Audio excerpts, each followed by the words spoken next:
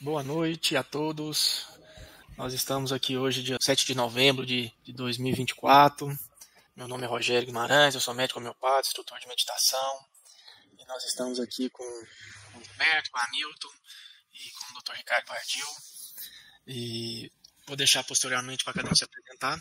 O objetivo aqui é falar sobre a beleza por detrás do sintoma. Eu estava até comentando aqui com o Dr. Ricardo, fui aluno dele há algum tempo já. E vai ser um prazer muito grande estar recebendo o Ricardo aqui. Ele tem uma fala muito gostosa de se escutar, então tenho certeza que vocês vão aprender muito hoje. Fiquem à vontade para fazer os comentários e as perguntas aqui. Gilberto, boa noite. Boa noite, Rogério, Hamilton, Pardil. Eu sou médico homeopata, pediatra também, e acabei migrando um pouco para a saúde do adolescente. E tem sido esse um bate-papo muito interessante para nós, é uma oportunidade de aprender, de conhecer melhor o pensamento e a prática dos colegas. E então eu me sinto muito gratificado por essa oportunidade de estar aqui e de receber o Ricardo também, que é um companheiro de longa data. Tivemos um período de convivência mais estreita no Instituto Mineiro de Homeopatia, onde ele atua ainda, acho que ainda vamos ver o que ele vai dizer, e que eu atuei mais intensamente também durante um período curto, de 3 anos. É isso. Hamilton. É um prazer estar com vocês, principalmente com o Ricardo, aí, que é o nosso convidado de honra da noite, a estrela da noite, e nós agradecemos aí a oportunidade de a gente estar conversando sobre homeopatia. Eu sou médico homeopata, também coloproctologista, atualmente mais homeopata e menos cirurgião, mas eu exerço essas duas especialidades durante a minha vida profissional. Então, a palavra para o Ricardo. Muito bem, todo mundo já sabe meu nome aí, Ricardo Pardil, né? Sou formado aí pela UFMG, aqui em Belo Horizonte, em 1983. Completamos aí 41 anos e logo eu tive a alegria de fazer o primeiro curso de homeopatia pelo Instituto Mineiro de Homeopatia, quando na época estava sendo formado, né? Foi a primeira turma, né? Eu já estava pronto para ir fazer o curso em Curitiba com Gamarra. Quando eu soube que ia ter o curso aqui no Instituto, adorei, né? E lá quando nós começamos, e logo depois do curso, eu larguei toda a medicina alopática, né? Eu era empregado aí da pronto-socorro da prefeitura, FEMIG, leito pelo INSS, aquela coisa toda. E eu virei para minha esposa, já estava casado, tendo filho, virei para ela e falei assim, vamos abandonar tudo, hein? Você aguenta as pontas, vou abrir o consultório e vamos ver o que Deus quer de mim, hein? Ela falou, pode ir que eu seguro as pontas. Então, eu devo muito a ela isso, essa ousadia, e foi muito interessante que desde o início, né, primeiro mês já tinha cliente que não sei de onde que veio, que já deu para pagar o aluguel. Não sei de onde que veio não, viu, Gilberto? E aí nós começamos. E depois fomos envolvendo com o Instituto, né? Aí com aulas, acompanhamento, né? E a gente continua nessa colaboração, porém agora está mais singela, porque agora é o sistema todo gravado, a gente grava as aulas e não tá, tem o presencial uma vez por mês, mas eu não estou participando. Mas estou lá sempre disponível, né? Então, mais ou menos é essa a minha trajetória técnica, né? Então, já vai aí para quantos anos, né? 30 e tantos anos aí como homeopata, e é bom demais. Nesse caminho, né, eu sou autor de um livro, que vou divulgar aqui, né, chama Pedagogia da Virtude, que foi fruto do querer aprender a lidar com 5 filhos, eu tenho, né, 5 filhos em 7 anos, aí eu corri atrás aí dos pedagogos, aí, dos sábios, e transformamos a nossa casa num laboratório de experiências. A partir daí nós fazemos seminários, né? E o tema do livro Pedagogia da Virtude tem a ver com o que nós vamos conversar hoje. Então é isso, Rogério.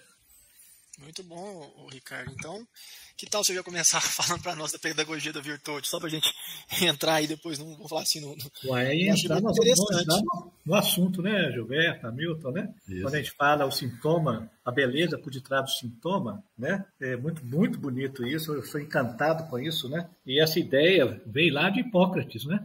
Lá no Corpus Hipocráticos, quando ele fala lá, a enfermidade é a desproporção, é a monarquia com predomínio de uma das qualidades sobre sua contrária. Olha que beleza. Hipócrates falava que o que nos adoece é a nossa qualidade, quando está em desproporção. E essa é uma ideia universal, né? Nós vamos ver isso lá no hinduísmo com o nome de Svadharma, né? Nós vamos ver isso no cristianismo, né? Quando na carta de Pedro ele fala Deus deu a cada um dom para servir a humanidade, parábola dos talentos, né? Platão falava isso quando ele descrevia a ideia do daimon, né? Então, o que nos adoece, a beleza por detrás do sintoma, é justamente o que nos adoece é o nosso dom, a nossa beleza, a nossa virtude maior, a nossa essência, né? Quando está em desproporção. Que ao estar em desproporção, quando nós queremos ter a razão, o domínio, né? Como o Hipócrates falava, o império da monarquia, né? De uma qualidade sobre outra, aí surge o sintoma.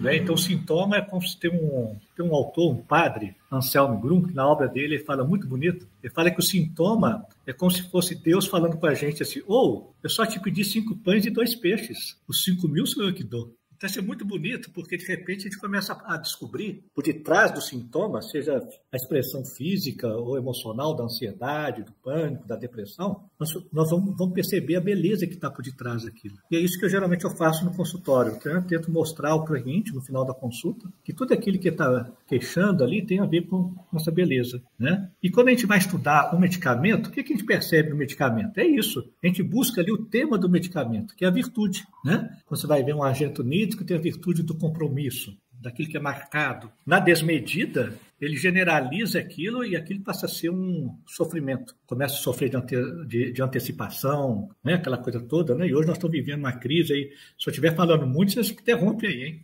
Como é que é a esquema aí do grupo, né? Não, mas nós estamos vivendo uma crise de ansiedade aí, de depressão, de pânico. E eu falo que o pânico, né, a ansiedade, é a antessala da libertação. Porque o que é o pânico? É uma impotência. A impotência está falando da minha exigência, que eu faço para comigo e com a realidade. É essa tensão entre o ideal e o real. Então eu digo para os pacientes que estão em pânico, você está na beira da libertação. Né? É aquilo que Jung falava, né? Nada melhor do que o fracasso para a gente sentir Deus e se libertar. Então isso muda o enfoque. Tem um autor, um psicólogo junguiano, o livro dele é maravilhoso, chama O Código do Ser, James Hillman. Ele fala o tempo todo disso. Né? Ele fala o tempo todo, cita vários exemplos. Ele escreveu o livro já por 80 anos, a experiência dele de vida, de vários personagens e clientes, justamente isso, mostrando a intensidade, a desmedida do dom, que pede para poder abaixar, né, a intensidade, que é isso que a gente espera com o medicamento, que vai lá e abaixa aquela intensidade para que possa continuar doando aquilo que se é, o dom.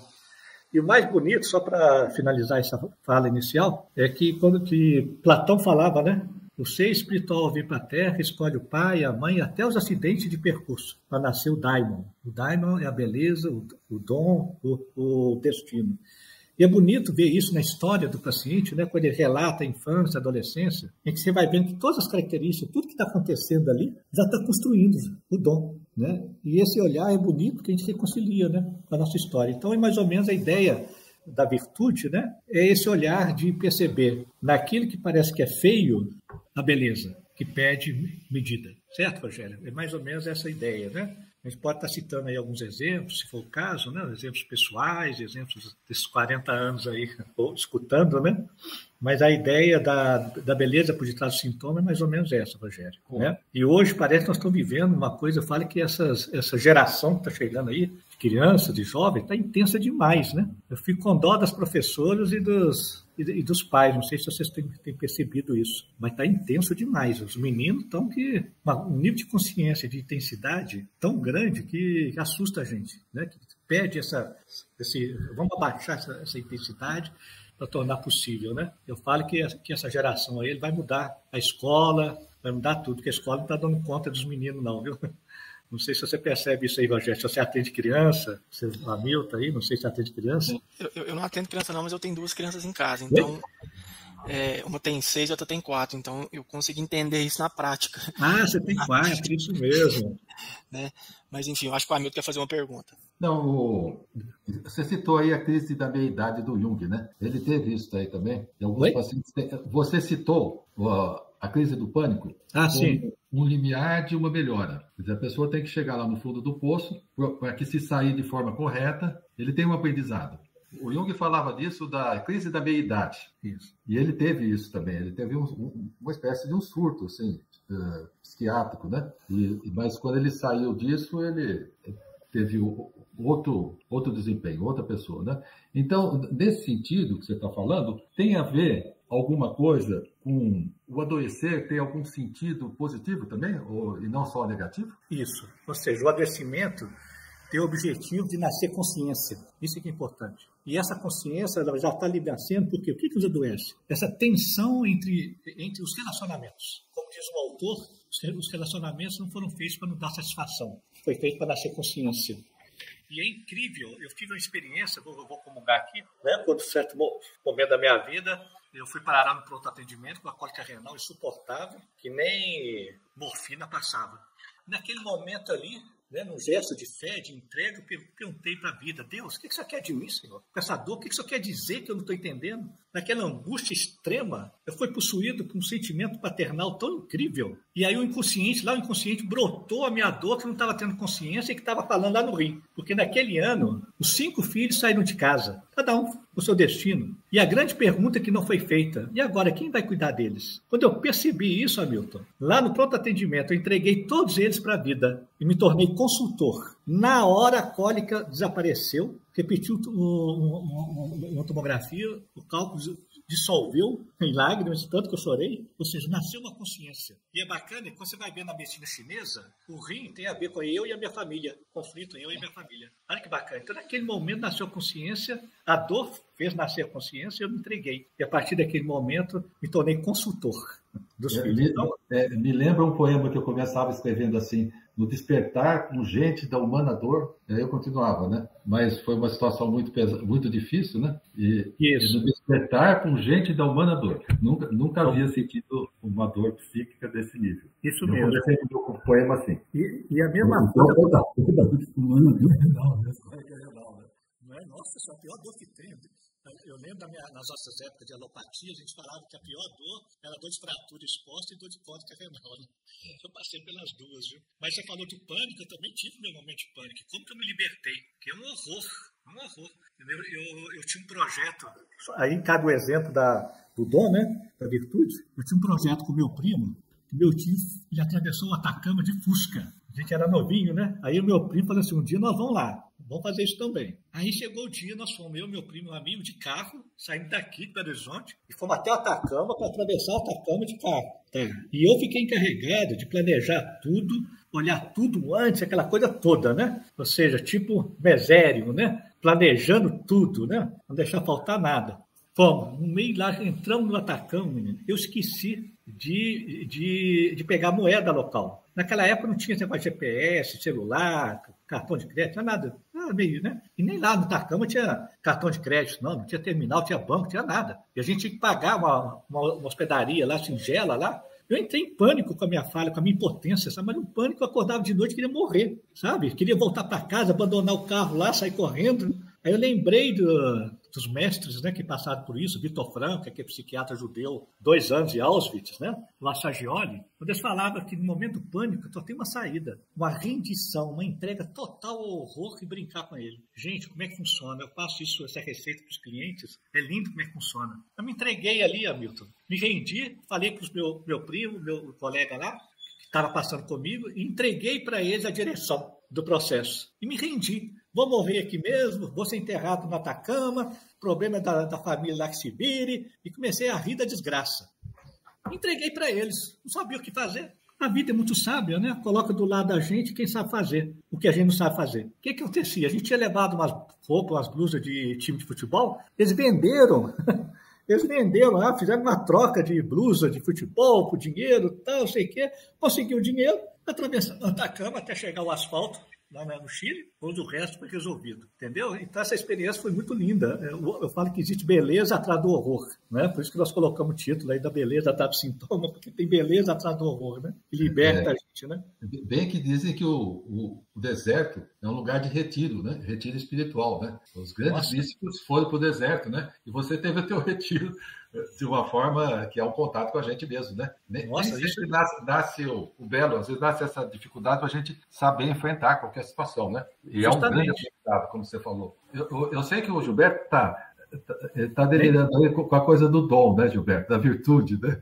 Você vai comentar sobre isso. Mas eu queria fazer outra perguntinha para o Ricardo, se vocês me permitem. Claro. E quando a doença não serve, quer dizer, quando a gente conduz mal a doença, terapeuticamente, de tal modo que ela não sirva para tomada de consciência. Pode acontecer isso? Então, aí você falou uma coisa interessante, porque isso vai depender da sede e fome de cada paciente. O que cada um dá conta de absorver e de entender aquilo, né? Não é isso? Ou seja, nem todos têm dão conta de nascer essa consciência que liberta. E a gente está ali junto, vai acompanhando, e é incrível. Às vezes eu tenho pacientes antigos que eu falo que até hoje não são homeopatizados, né? Porque é isso que você falou, a alma não foi homeopatizada.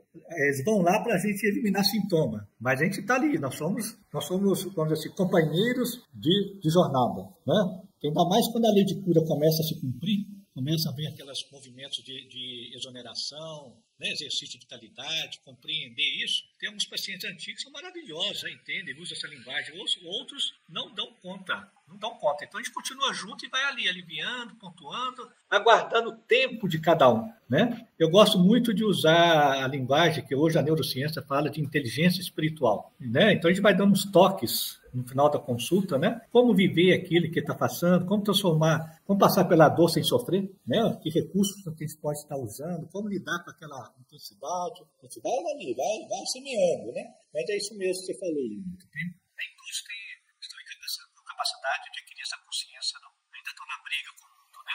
E o mundo hoje é muito performático, né? Nós estamos vivendo a era do fazer muito, onde você tem que estar sempre competindo, se comparando.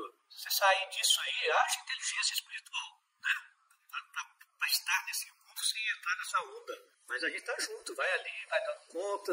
Mais ou menos assim, né, Hamilton? Né? Tentando conscientizar a turma, né? Tudo bem. O que mais? Olha só, tem uma fala do Hipócrates aqui. Olha só para vocês verem que ele fala o que é a saúde. Ele fala assim, a saúde é a justiça cósmica, o belo, o puro e a reta proporção. Olha só, que beleza. A nossa dificuldade é a proporção, né? Tem autores que falam que o problema do dom é da direção e medida. A direção, eu estou usando meu dom para o meu interesse pessoal ou o interesse do bem de todos? E a medida que é difícil, não? Que às vezes até em nome do bem a gente se arroga no direito de. Então você imagina, né? Um Arsênio com algo todo consciencioso, organizado, responsável. E a vida, como diz lá no taoísmo e em outras vertentes espirituais, a vida coloca opostos juntos, né? Aí ao lado de um arsênico vai ter um lado desorganizado, baguncento, um sulfur porco que não toma banho, tudo bagunçado, né, Gilberto? Aí imagina, para que serve isso? Justamente para fazer adequação, para temperar. Porque senão vai ter morte, vai ser um cobrando o outro que o outro não tem para dar. Isso que é bonito, sabe? Eu gosto muito de falar que família é igual quintal de árvore frutífera. Cada uma pede uma fruta. E a briga toda é o pé de manga querendo que a uva dê manga. Não vai dar, não vai dar. Tem que pedir o pé de uva a uva. Aí você fica em paz. Mas até que isso aconteça, meu filho, é muita doença, é muito atrito, né? Eu gosto de citar muito a história velha lá da cigarra e a formiga, né? Vocês lembram? Que a cigarra só cantava, a formiga só trabalhava, né? Aí chegou o inverno, a formiga tomou uns remedinhos homeopáticos, sabe? Que ela é muito industriosa, devia ser aí um lírio tigrino, sei lá qual que é mais industrioso aí, né? Tomou um remedinho homeopático, aí a cigarra bateu na porta da formiga no inverno, a formiga virou e falou assim, venha cigarra, entre, você só sabe cantar. Eu só sei trabalhar. Podemos passar o inverno juntos felizes. E eles passaram o inverno juntos felizes, meu filho. Que a cigarra cantava e alegrava o trabalho da formiga. Olha que maravilha. É isso que se espera como cura nos relacionamentos. Porque a vida coloca os opostos juntos, meu filho. Nossa Senhora. E você trouxe assim uma justiça a essa fábula do cigarro e da formiga, porque eles têm um preconceito muito grande contra os artistas, né? Como é que é? Não entendi. Há um preconceito muito grande contra os artistas, quer dizer, só vale o trabalho físico, né? A arte não tem valor nenhum, né? Isso. Se a cigarra cobrasse para os outros ouvissem a música dela, ia ter um dinheirinho para... Exatamente, ia ter um dinheirinho. Para enfrentar o inverno, né? Não é? E aí que entra, se for destino do cantor ser de sucesso, vai ter muito dinheiro. O problema é que a maioria das vozes boas estão tentando sobreviver nos botecos. Porque as vozes ruins estão lá, sendo sucesso lá, só Deus sabe como. Mas é isso mesmo, é isso que é bonito você perceber na família, né? E o Jung falava do arquétipo da família, né? Quando a gente atende a família toda, você vai percebendo o sintoma da família, né? O arquétipo da família, aquilo que é comum a todos, né? Então, eu vou dar um exemplo pessoal. Nosso filho, com 4 anos de idade, chegou um pouquinho atrasado na escola, o portão já estava fechado, ele agachou assim debaixo do portão, falou alto, seus puta merda, abre o portão. E o diretor da escola era da polícia, era do exército, hein? Falei, meu Deus do céu. Mas na hora que eu vi aquilo, dentro desse conceito, eu vi beleza naquilo. Essa almazinha fera. Olha só, enfrentando o diretor, né? Seu puta merda, abre esse portão. Como assim? Se eu condenar o puta merda, eu condeno a alma dele. E foi o que aconteceu, gente. Ele, com 16 anos, pediu para ir lá na Serra Pelada para ver como é que o povo vivia lá. Ele foi sozinho de ônibus. Com 18 anos, passou as férias dele junto do MST, para ver lá no norte de Minas. Olha a alma, olha o puta merda lá atrás. Já estava ali, intenso, né? E aí você ofereceu um campo de realização para ele se encontrar. Se tornou um ativista político, né? Hoje ele é ativista político, pertence a um determinado partido, é assessor aí do político, está lá na lida dele. Agora, é fácil lidar com ativista político em casa? Não. Você imagina. Ele com 10 anos, 12, nós contratamos uma empregada doméstica, que era aposentada, ele virou e falou assim, não é justo que está ocupando o lugar de outra que não é aposentada. Você vê, hein, Gilberto? Eu quase enfocava ele em nome de Deus. O Agostinho falava que você pode, em nome de Deus, você pode fazer o que quiser. Então, aí, você vê a beleza e oferecer campo de realização. E assim foi. No livro Pedagogia da Virtude, a gente conta, né? Cada filho vivendo o seu dom de forma intensa e como que eles foram se realizando. E isso hoje é muito importante, como eu falei, das crianças hoje estão tão intensas, né? E nós estamos vivendo a era da chamada cama de Procrusto. Você já ouviu falar nisso? Não, na mitologia grega. A cama de Procrusto é o seguinte, eu adoro essa historinha. Resumindo, havia uma pousada, se o hóspede chegasse lá e ele fosse maior do que a cama, o dono da hospedaria cortava as pernas dele. Se as pernas dele fossem menor do que a cama, o dono espichava as pernas dele, porque tinha que ser do tamanho da cama. Nós estamos vivendo isso hoje, com os diagnósticos psiquiátricos, neurológicos, encaixando a criança em modelos, né? O tal do TDAH virou moda, é a cama de Procrusto. Você vê um menino que tem, não é déficit de atenção, mas tem múltipla atenção, como dizia Krishnamurti, né? Como condenar uma criança que olha pela janela da sala de aula e vê a beleza dos pombos, das borboletas, da árvore balançando, em detrimento de uma aula desinteressada? Aí pega isso e fala que é déficit de atenção. Mas não, a alma está longe, está voando lá. E aí nós vamos ter que achar um remédio.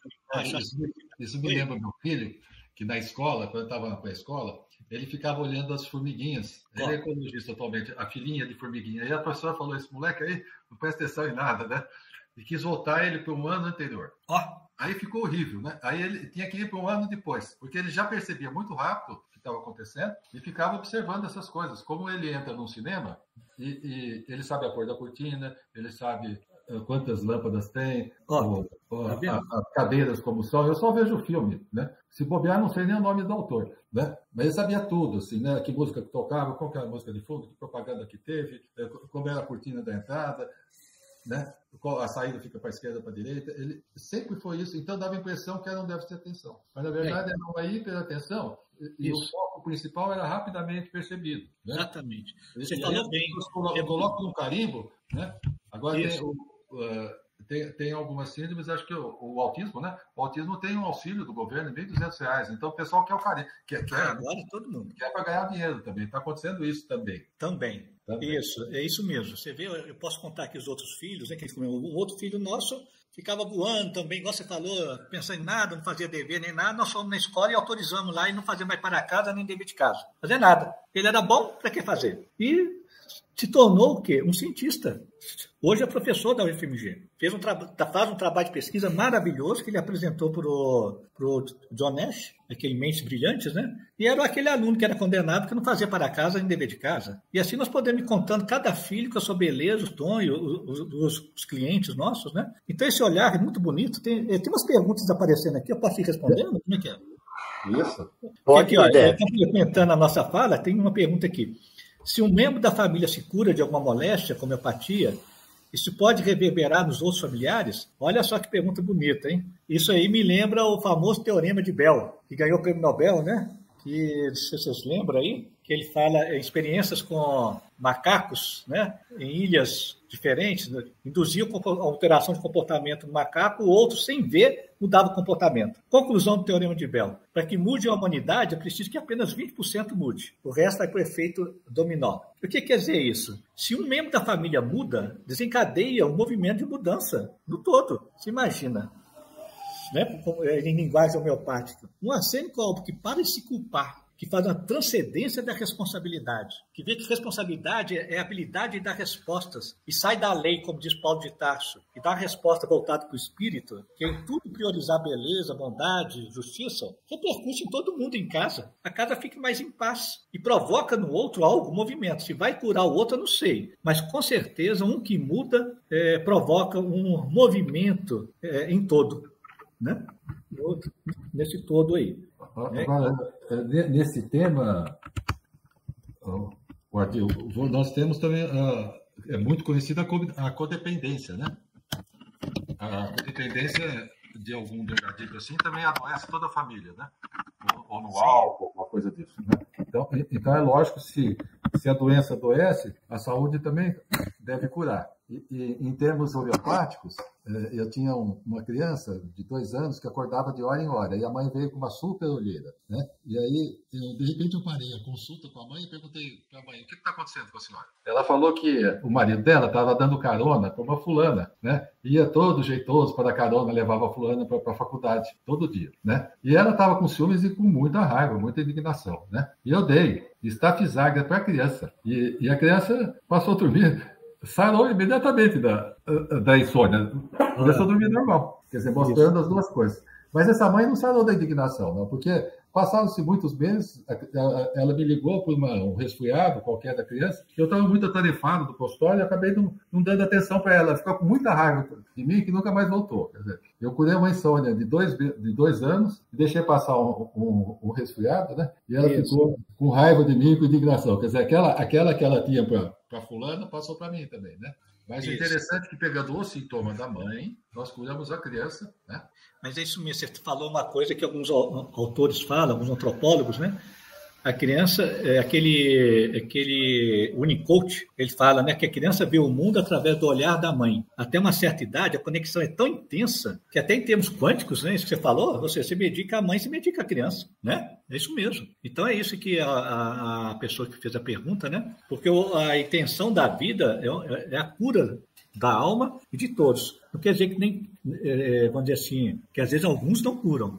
Tem uma caminhada individual. Mas o importante é que eu estou em paz, né? Eu estou em paz e, ao estar em paz, eu consigo lidar com a diversidade. Porque é impressionante, a gente olha, o nosso olhar vê no outro justamente aquilo que eu dou e o outro não dá. Tem a ver com o meu dom. Você pode observar, o que nos incomoda no outro é que ele não é igual a mim.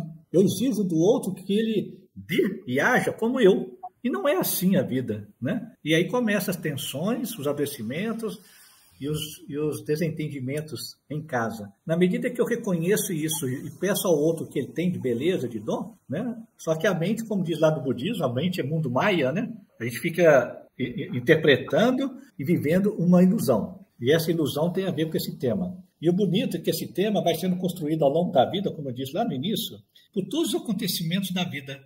Todos os acontecimentos da vida fazem parte de um destino que vai construindo a nossa beleza. Isso é muito bonito, porque a gente reconcilia com a nossa história, com o nosso pai, a nossa mãe, que graças ao que eles foram, eu me tornei o que sou. Então, por exemplo, você vai ter aí, não?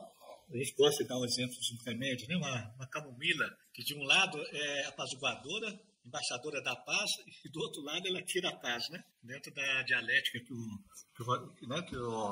que a gente usa. Mas quando você vai ver, geralmente ele fala assim, eu cresci num lar que tinha muita briga, eu tinha que entrar no meio da briga do papai e da mamãe. Então você vê desde a infância já sendo acionado na sua singularidade, né? Eu me lembro de uma cliente que ela falava assim, quando meu pai chegava em casa, a minha mãe falava assim, corre filha, corre, e ela corria e saía. Gente, até hoje ela corre, só que agora ela corre para quê? Para atender, socorrer, alguma coisa nesse sentido. Mas tudo que ela faz é rápido, corrido. E aí chega uma época da vida que, como você disse aí, né, na madureza da vida, nós vamos passar pelo deserto, todos nós, e na nossa impotência nós vamos fazer as pazes com a vida e vamos perceber que nem sempre precisa de correr. Eu gosto muito do conceito de Confúcio, quando Confúcio fala que a harmonia é adequação. Olha que bonito. Tem hora de correr, tem hora que não precisa de correr. Tem hora de falar, tem hora do silêncio, né? Um Laquesis falador, taguarela, ele vai ter que aprender, né, que a fala dele é uma beleza, ele conduz as pessoas, né,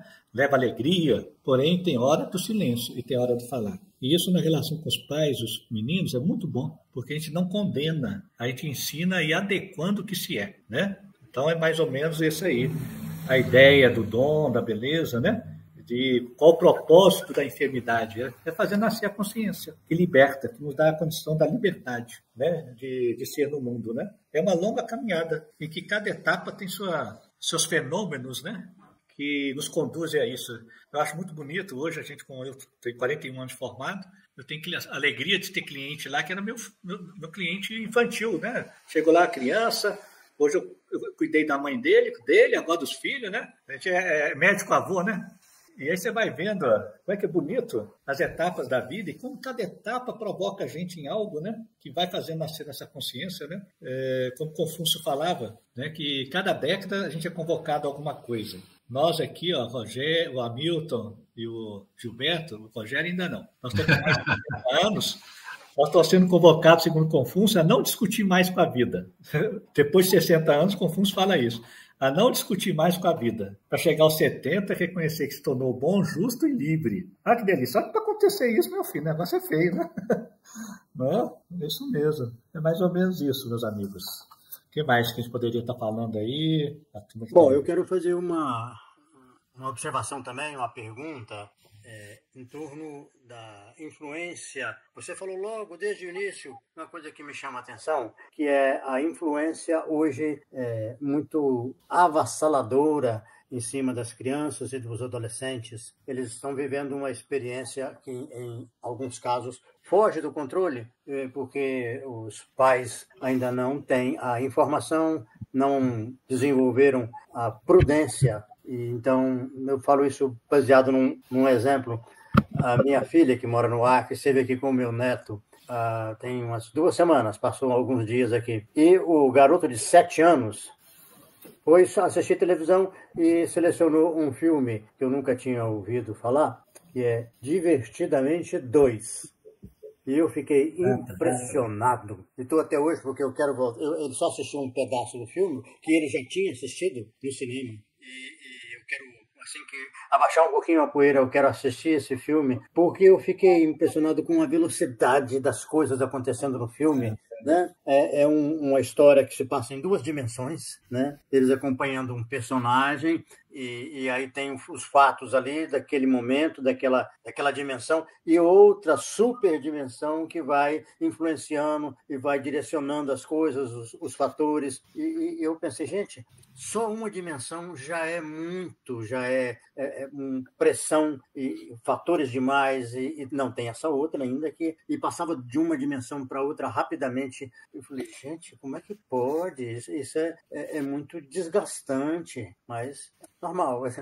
Entrou na normalidade da vida esse tipo de coisa. Eu vejo assim que nós vivemos uma época em que as coisas acontecem, os fatores, né, a diversidade tão valorizada por muitas pessoas, ela é exuberante e ela pressiona muito para que todas as pessoas aceitem tudo, e isso vira um angu de caroço, sabe? A criança não tem discernimento, ela depende dos pais, e tem muitos pais que não veem a influência e os riscos que isso expõe, na minha opinião.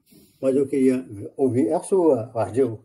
Deixa eu assisti divertidamente, Gilberto, saí zonzo com os meus netos. Saí zonzo do filme, esse divertidamente, no cinema, né? No cinema é pior, porque o cinema é mais intenso, né? Mais intenso. Que telão, mas eu vejo isso. Não me diverti nem um pouco. Mas eu sinto isso mesmo, Gilberto. Eu vejo que eu tenho 8 netos. Alguns moram no interior, aí eles vêm para cá. A gente tem que montar uma agenda, e a agenda tem que ser intensa e rápida, porque eles não ficam muito tempo mais na mesma coisa. É uma loucura, um cansaço danado. Aí você imagina, os pais de hoje, coitadinho, trabalham, aquela coisa toda, e essa intensidade dos meninos acaba que entrega para a tela. E a tela nós sabemos que atua na zona da recompensa lá do cérebro, anula a zona da compaixão ali, e cria vício mesmo. Eles ficam mais agressivos, A gente tem que reorientar, porque é interessante que eu percebo que assim, os pais de hoje têm maior dificuldade de envolver os filhos nas atividades da vida comum. Você vai numa mercearia, leva os filhos, fazer eles participarem da compra. Não, eu entro numa mercearia, eu vejo o menino dentro do carrinho com o celular na mão. Então, eles vão sendo criados meio alienados. Ao invés de se envolver mesmo com tudo. Você está na cozinha, põe o menino na cozinha. E às vezes eu faço umas experiências, né? Já fiz umas experiências doidas, né? Que a neurociência fala que para ativar a zona da compaixão, você tem que mudar o tom de voz e pedir ajuda, né? Então, às vezes eu estou lá na cozinha lavando as coisas e tal. Aí eu fiz essa experiência, os netos estavam próximos, né? A faixa de 6 anos, mais ou menos, 5, 6, 7 anos. Eu virei para ele e falei assim, estou tão cansado, me ajuda, estou precisando de ajuda. Dei um tom de voz ao invés de mandar, porque se mandar o amor próprio se fecha, dá uma brigalhada. Menino, mas teve até disputa para quem que ia ajudar. E como era tudo pequenininho, não cabia a altura da pia, nós pusemos cadeira ao longo da pia toda, foi todo mundo ajudando, um lavava, outro enxaguava, não sei o quê, quando eu mudei o tom de voz. Percebe? Isso é que é interessante. A minha esposa trabalhava numa creche, 130 crianças, né? E uma vez eu fiz essa experiência, eu derrubei um vaso de planta de propósito na hora do recreio. E ficou aquele sujo, né? Aí eu pensei, preciso de ajuda, esparramou tudo, eu não vou conseguir, me ajuda, gente. Foi brigaiada para quem ia pegar a vassoura e todo mundo querendo ajudar. E aproveitando esse gancho aí, né? Tinha um menino lá, atormentando a sala. Eu avaliei o menino, eu vi que o menino tinha um negócio certo, errado. Ele era meio xerife, sabe? Tipo nos Vômica, justiceiro, quebrando o pau lá na sala. Quando eu percebi, combinamos com a professora, colocamos ele como xerife da turma. Ele ficava na entrada da sala, tomando conta dos meninos, quem estava vestido certo, quem estava fazendo isso, e comunicava com a professora o que ele via de errado. Pronto, ele acalmou, ou seja, encontrou um campo de realização que foi dado à professora e ele acalmou. E eu acho que é isso que no futuro, talvez os pais e as professoras vão treinar e aprender a fazer isso. É difícil uma professora de 30 alunos, né, perceber a natureza de cada um e oferecer esse campo. Né? Se tem um que fala demais, põe ele nas relações públicas. Ele que vai comunicar os avisos de sala em sala e ele vai adorar. Né? Você entendeu? E assim você vai percebendo o tom de cada um e adequando, porque é isso que você falou, Gilberto. Essas gerações estão intensas demais e com uma lucidez incrível. O meu neto de 4 anos virou na sala de aula e falou assim, eu não reconheço a autoridade da minha professora, eu vou fingir. Falei, que isso, meu Deus, dá até medo. Como assim, 4 anos falando isso? A outra menininha, 7 anos, acordou, a mãe me ligou apavorada achando que ela ia suicidar. Por quê? Porque a menininha acordou e falou assim, eu vou ter que ir para a escola. Isso tudo é uma ilusão, na vida é uma ilusão. Eu vou ter que aguentar isso? Olha a consciência dela. Meu Deus, a vida é ilusão mesmo, então vamos aguentar isso aí? Vamos. E aí esse ensinar, né, assim como os outros meninos aí, nessa intensidade da perfeição, uns auro metálico aí que quer tudo perfeito, ser o melhor nota 10, começa a fazer sintomas, você vai lá, dá o remédio, acalma e a gente orienta os pais de ajudar o menino a ver beleza naquilo, a fazer pera lá, não é tanto assim não, né? E aí eu falo o seguinte, às vezes a gente não transforma os filhos, mas os filhos transformam a gente, porque para dar conta disso que você falou, Gilberto, a gente vai se transformando. Isso é fato. A gente vai se transformando e vai fazendo esse caminho do meio. Né? Esse reino, né? O reino do céu está no meio de vós. A gente vai fazendo isso. E aí vai dando conta de fazer essa caminhada junto. Né? Que não é fácil. Mas é isso e é muito bonito quando a gente vê lá na frente os resultados, ver a família, né? Dentro dessa ótica, né? Dessa coisa, muito bonito. Eu tenho um ditado semelhante a isso que você falou aí, que eu digo assim, os filhos vêm para nos educar. Isso. Se você não perceber o que você tem que reformular em você e desenvolver melhor para você ser o educador que você gostaria de ser, não vai dar certo. Você vai ficar preso a uma idealização que você tinha de como atuar, do que o filho tem que ser. Em verdade, é o inverso. É o que você precisa mudar para ser o pai ou a mãe que o seu filho precisa. Isso mesmo. E eu não sei se vocês percebem, mas eu tenho percebido. Antigamente, você dava uma dose única para o menino, medicação, ou adulto, que for, ele harmonizava e ficava mais tempo bem. Hoje parece que desestabiliza mais rápido. Não sei se você percebe isso, Rogério. Mas dá a impressão que desestabiliza mais rápido. E eu tenho orientado os pais a até como dar algum medicamento quando necessário, porque essa intensidade que nós estamos vivendo, isso recai mais rapidamente, né? Esse excesso de comunicação, tudo intenso, não sei? É difícil manter. Antigamente você dava um remédio, ele voltava lá na frente. Agora não, recai rápido. Então já orienta os pais, fica esse remedinho em casa. Essa semana foi brava demais, repete o remédio, faz um plus, tal, para poder acalmar, para dar conta. E aí vai indo, isso mesmo, vai dando conta. É mais ou menos isso mesmo, viu? Muito bem. O que mais, gente? O que mais? Alguém que tem alguma pergunta, Gilberto? Tem uma pergunta aqui que não foi respondida, o Ricardo. É como adquirir o seu livro, Pedagogia da Virtude. O livro tem aí na internet, né?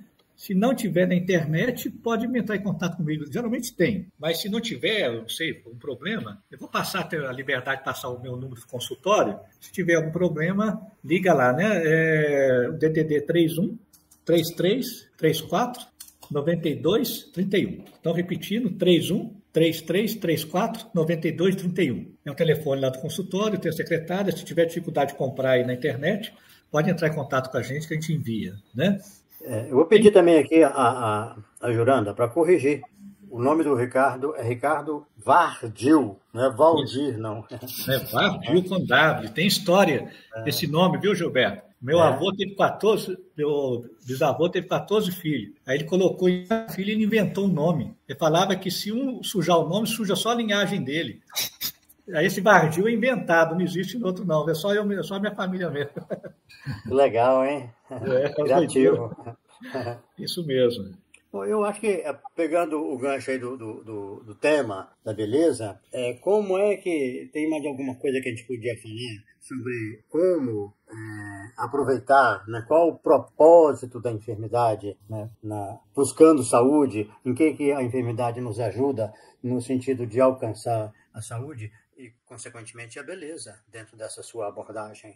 Eu imagino isso que nós fomos comentando, né? Esse nascimento de uma consciência, de um como, e aí entra muita questão da inteligência espiritual, né? Que a neurociência fala que não se trata de religião, né? Eu gosto muito de citar, eu comentei aqui, não sei se vocês conhecem, o trabalho do Viktor Frankl, que é um psiquiatra judeu que foi levado para Auschwitz, onde ele ficou 2 anos, né? E ele já tinha uma psiquiatria voltada para o sentido espiritual da vida. E lá no campo de concentração ele viveu aquilo, ele viveu todo aquele processo. E é muito bonito as conclusões dele, que a gente resume em 3 pontos que ele falava. Não mais o que eu espero da vida, mas o que a vida espera de mim diante do horror. E ele falava assim, nenhum nazista tem o poder de tirar de mim a liberdade de escolher como passar pelo horror. E eu escolhi passar com alegria. Olha só que lindo, hein? É uma fala lacaniana, que Lacan fala. A cura psicanalítica, no olhar de Lacan, é o quê? Nós somos seres eternamente desejantes e faltantes. E nada no mundo condicionado supra a nossa falta. E a cura, olha só, é dar o que não se tem. Foi isso que Viktor Frankl viveu lá, naquele horror, naquela tristeza, ele deu alegria. A ponto de que, quando acabou a guerra, ele declarou, eu me libertei no cárcere. Olha só. E ele foi procurado pelo Mengele, aquele médico nazista, né, experiências malucas.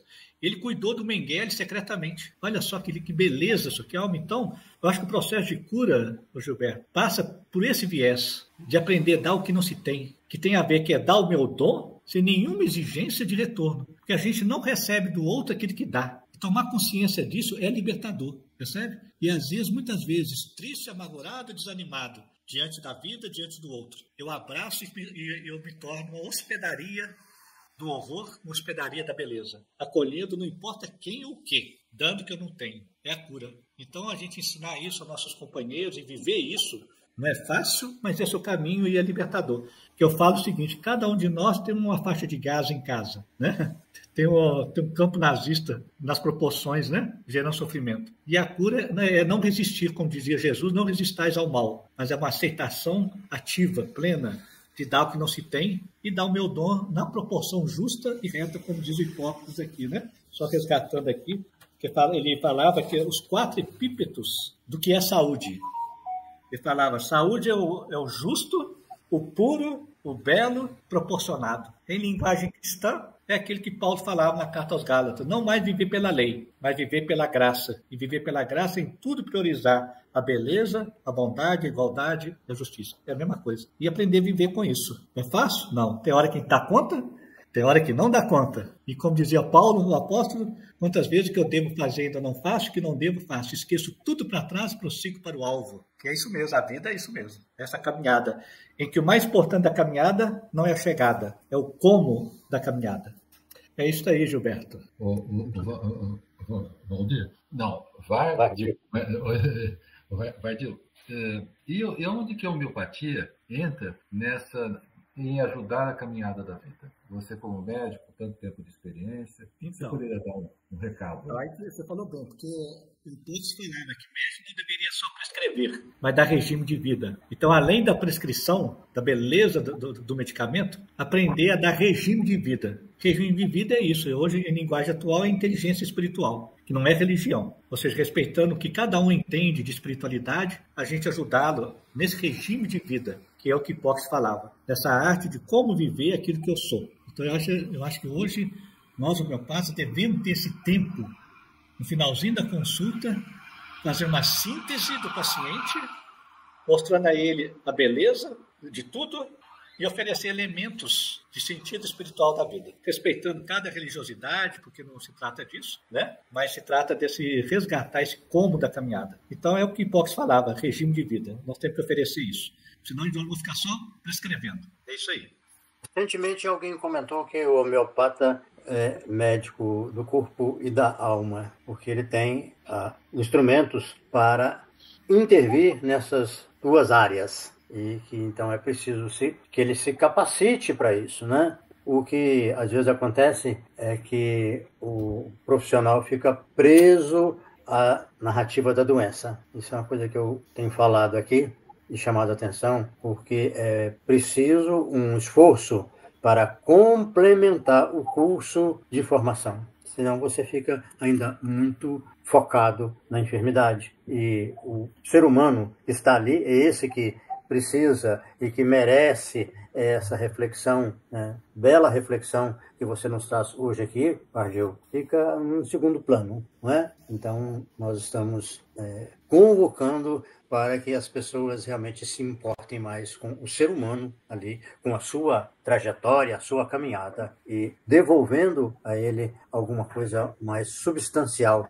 dentro da compreensão, dentro da empatia que é clássica na filosofia homeopática, mas que seja isso com muito carinho, com muito cuidado, mas também com muita sinceridade, né? Então é isso, nós estamos chegando ao final do nosso tempo. Você quer falar mais alguma coisa, Vardil?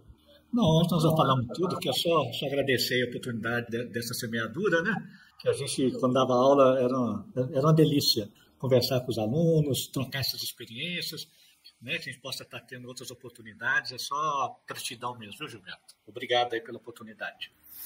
Eu também quero agradecer muito a presença do Dr. Ricardo, meu professor, e já deixou um convite para as próximas, viu, Ricardo? Passou tão rápido, né? Eu mesmo... Passou mesmo. Muito rápido, né? Igual eu falei, né? A sua fala é muito gostosa. Eu me lembro muito bem das suas aulas. Então, assim, já deixo um convite para as próximas e agradecer mesmo a sua presença, o seu tempo. E desejar muita paz, muita saúde para você e toda a sua família. Obrigado. Hamilton.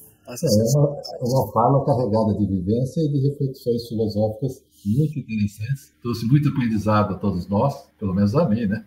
Acho que os outros colegas também compartilham com essa opinião e gostaríamos de te ver outras vezes, viu? O Ricardo, eu não sei se você viu aí, mas está cheio de agradecimento, viu? Parabéns, gratidão, excelente aula. Estou vendo aqui. O pessoal gostou muito, né? Então, assim, logo estaremos de volta com o Ricardo Vardil. Obrigado a todos aí pelo carinho aí, viu? Boa noite, então. Até semana que vem. Um abraço. Boa noite para todos aí, viu? Fiquem bem.